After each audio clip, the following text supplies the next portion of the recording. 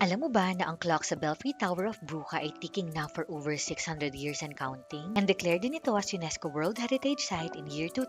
Ang Belfry Tower ay constructed in 13th century at may taas itong 83 meters at pwede mong akyatin ang 366 steps para marating mo ang tuktok ng tower. Historically, ginamit ang Belfry Tower to announce important events such as fires, market openings, and enemy attacks. Sa ngayon, isa na siyang museum at makakapag-book ka ng ticket online for 15 euros. But take note, each time slot, maximum 25 people lang ang allowed to enter. May nakatago din na 47 bells within the tower. At ang pinakamalaki dito ay ang Great Bell weighing of 6 tons and 2 meters in diameter. At makikita mo din dito ang karilon na siyang nagpapatunog sa mga bells. Makikita mo din dito ang clock mechanism. Pinaniniwala ang in-install ito noong 14th or 15th century.